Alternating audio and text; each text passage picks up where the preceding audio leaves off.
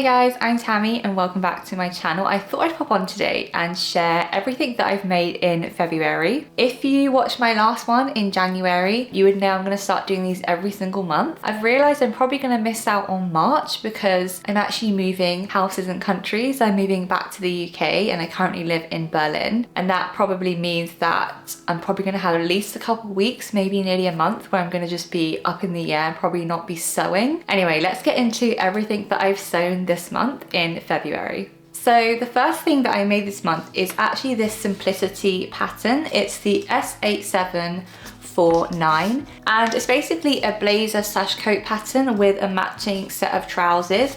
I specifically made view C. As you can see, it is the shorter version of the coat. Yeah, first time using a Mimi G style pattern, which was actually really good. It came with a video sew along, which was good. I did get slightly confused on that, but I'll talk about that in a minute. But what I did make out of it is this gorgeous pink coat. I really love how it turned out. I used a pink cashmere blend from Minerva, and honestly the fabric is absolutely gorgeous. I ended up using a cream lining on the inside. I think I've still got a few markings that I need to iron away, but I really love the color combination of both of them together. It works really well. It has welt pockets, as you can see, that turned out really well. I had such a drama with making these welt pockets.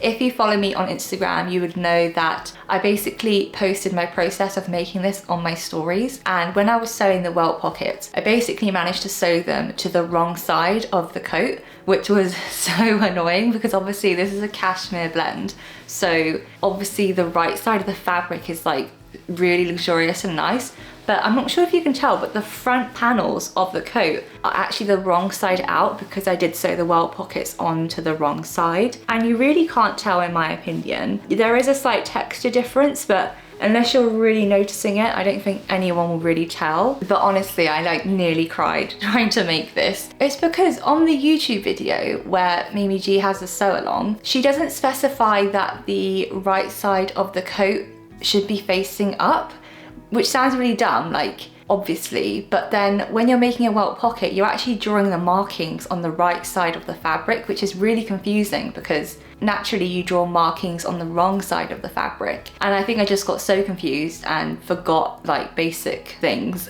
and yeah, that was just a nightmare. But you guys were such troopers on Instagram, kind of giving me all the wisdom just to leave it and see how it turns out. And I'm so glad I did just leave it because you really can't tell the right side is facing inwards and the wrong side is facing out. The rest of the garment was actually really easy to construct. The YouTube sew along is very useful, especially if you've never made a coat before or a blazer. Definitely recommend it. I think it's still a bit too cold outside to wear this. I want it to be a bit warmer and a bit more springy because it's such a nice pastel pink color. One thing that I've noticed always happens whenever I'm sewing coats or anything with a lining is the hem always pulls up. If I just show you, like, I mean, it needs an iron because it's kind of been sat around, but it's not flat. Whenever I wear it, it doesn't actually look like that. It looks more smooth, but whenever it's on a hanger, I can really tell that. But on the inside, it looks fine. I don't know if it's because the lining is slightly too short for the rest of the coat, so it's pulling it up slightly, but I need to unpick that and figure that out because it's such a nice coat and I really want to wear this, especially more often in spring. And I think I need to fix the hem to make sure it does lie flat. But overall, I really love making this coat. I definitely recommend the pattern. It was really fun to make and it was just a tiny bit more challenging, which I really enjoyed. So the next thing that I made this month was this gorgeous dress.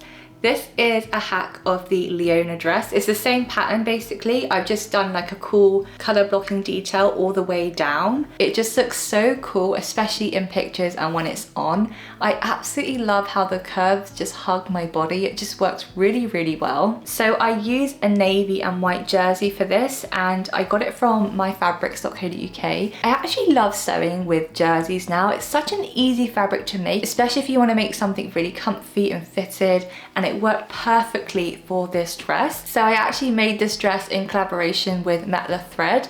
I had a collaboration with them on Instagram where I posted a reel and talked about their new Seriflex thread. It's something that I'd never used before, and then when I heard about it I was like, I need to try this thread. And basically it's a stretch thread that you can use in your sewing machine, and you can use a straight stitch to sew stretch fabrics, which is mind-blowing. It's basically just a thread that stretches, so you don't need to use a zigzag stitch or anything like that. And it worked way better than I had even imagined, like really impressed with it. So I basically just sewed the whole dress using that thread, and it worked out so well. If you've not tried it, I definitely recommend it. So I have the thread in black and white, and the only thing I wish I had done differently is where I've sewn over the blue, I wish I had changed that to the black thread, because the white to me is a bit jarring. The Leona dress is one of my own patterns. I'll leave a link in the description box below on where you can find that. If you've never tried colour blocking before in general, it's such a fun thing to do. My next make is another colour blocking make. Something about it is honestly just really fun, where you're just playing with colour and shapes, and it feels like you're making a pattern within a pattern, if that makes sense. And I just love how fun, different you can make your garments feel just by changing the fabric and the colour.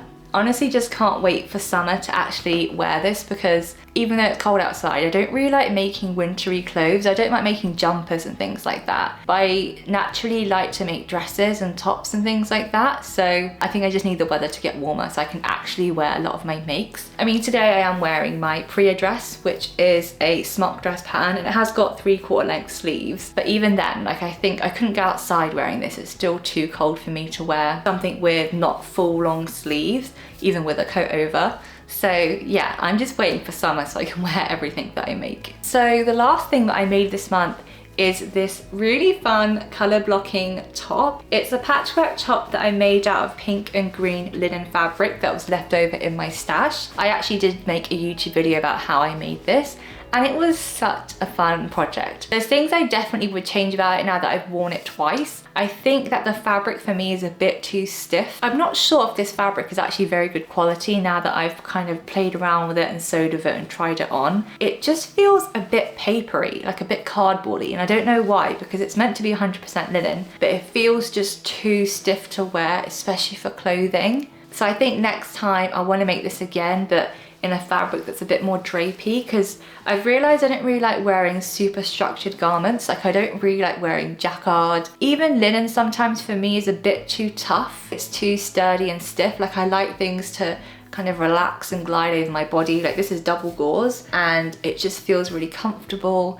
I like wearing things that are stretchy as well, or that aren't really constricting, because it's just a personal preference. I don't really like wearing dresses with zips in all the time. Like, I like to feel really comfortable and relaxed. I actually really enjoyed doing the patchwork detail. It was my first time kind of sewing squares together and trying to get them really neat. It was a lot easier than I thought it would be. I think the only thing is it takes a lot of time to actually sew the fabric first together like that pattern, and then you got to cut it out and then make the actual garment. I keep seeing everyone making patchwork kind of quilted coats. I can't remember what pattern company came out recently with a coat pattern that was patchworked, but yeah, I do want to try something like that. I'm still not sure if that's super my vibe. Like, is it really old-fashioned? Like, do people still want to make coats that with like a patchwork detail? I'm not entirely sure.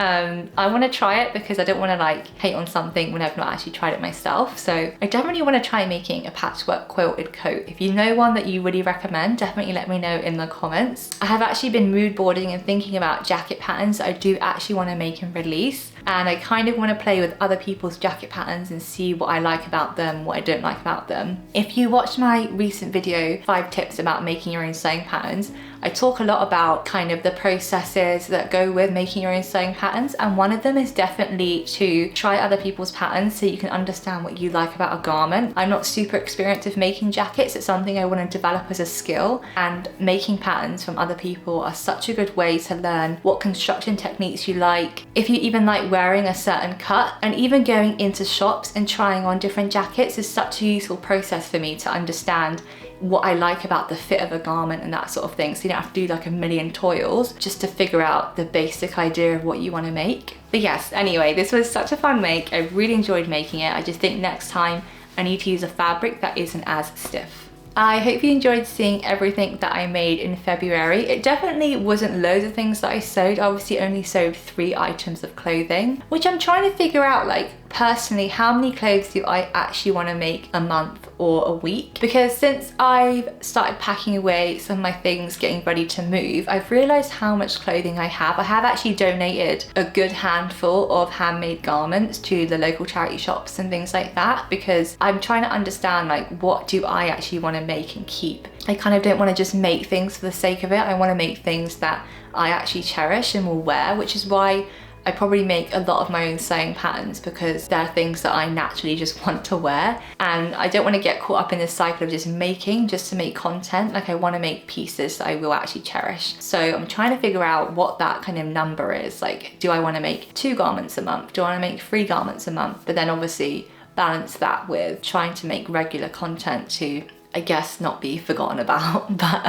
yeah, I hope you enjoyed seeing everything that I made in February. It was such a fun month. It was definitely a stressful month. There was a lot going on, and I know March and April are going to be super chaotic, but I'm excited for it. I'm excited to take you guys along the journey of moving and having my own sewing room. That's going to be so much fun, and I look forward to sharing that process with you. I'll see you in the next one.